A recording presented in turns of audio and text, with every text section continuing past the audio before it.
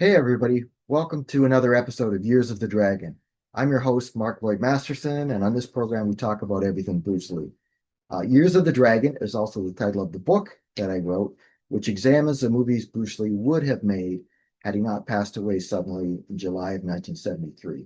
I always wondered where his film career would have taken him, so I decided to write a book about it. The book is available on Amazon right now. The hardcover sells for $15.99 and the paperback sells for $12.99. Just search Years of the Dragon or my name, Mark Lloyd Masterson, and you'll be able to find it. On this episode, we're going to be discussing how Bruce met Linda Emery, his future wife in Seattle. Um, Bruce eventually found a basement space on King Street in Seattle's Chinatown, and finally he officially opened up his first kwoon. Bruce named it, Or yeah, Bruce named the first kwoon Jung Fan Gung Fu Institute, and that's actually after his Chinese name. Bruce had also been accepted at the University of Washington. He had to take core classes in mathematics and science, but the other courses, the other classes that he enrolled in, were for his own interests.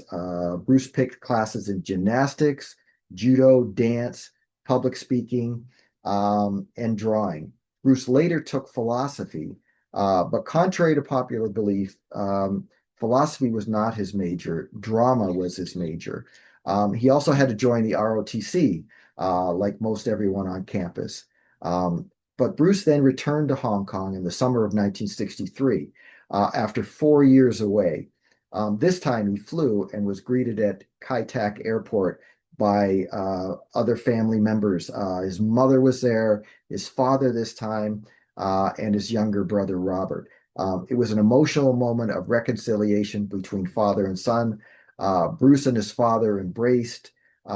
Bruce showered his family with gifts that he had brought from America, and he gave his father a brand new overcoat. He also handed his father $100 US, the amount that his parents had given him when he left in 1959.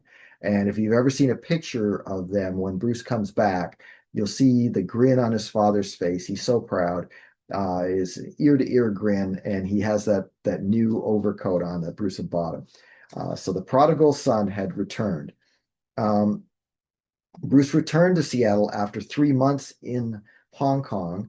And on a Sunday morning in August of 1963, Linda Emery went with her girlfriend, Sue Ann Kay, to a dingy basement on King Street in Chinatown to attend a kung fu class taught by Sifu Bruce Lee. Sue Ann had been taking lessons from Bruce for a while. And one day, Linda had seen Bruce at her high school. She went to Garfield High in Seattle. On the arm, he was on the arm of a former homecoming queen, and Linda was immediately impressed. So she came along with her girlfriend that day, and there was about a dozen students there at the Queen. But she found that the atmosphere was very welcoming. Linda decided to join the club, and she became a regular fixture at Bruce's classes. Linda later said, "I don't know if I was more interested in kung fu or the teacher." On Sundays, Bruce would take a group of students out for lunch and then usually to a samurai movie. One weekend, he shocked the group by taking them to see his final Hong Kong film, The Orphan, which he had the starring role. None of them had had a clue, any clue, that Bruce had been a child star in Hong Kong. Linda found Bruce to be a bit cocky at first, but she also he also used to make her laugh a lot. In fact, she'd laugh so much her sides would hurt. In the fall of 1963, Linda enrolled at the University of Washington as a pre-med student. Instead of studying diligently, however, she found herself cutting classes and hanging around Bruce and his followers more. Little did Linda know that Bruce was rebounding from a broken heart after he was dumped by Japanese American Amy Sanbo, which was earlier, of course. But one afternoon at the University of Washington's outdoor concert green, Bruce and his kung fu students were racing from one side to the other, and Linda began to lag behind. And Bruce tackled her to the ground, and he asked her if she wanted to go to dinner with him at the Space Needle. She thought he meant as a group at first, but Bruce made it clear that the invitation was just for her. So on October 15th, 1963, Linda and Bruce went on their first date to the Space Needle, which was the hottest restaurant in town. It had just been built for the 1962 Seattle's World Fair, and its revolving restaurant was the place to be. Linda stated, I was totally captivated by his magnetism and the energy which flowed from him. And there you have it. That was Bruce and Linda's first date.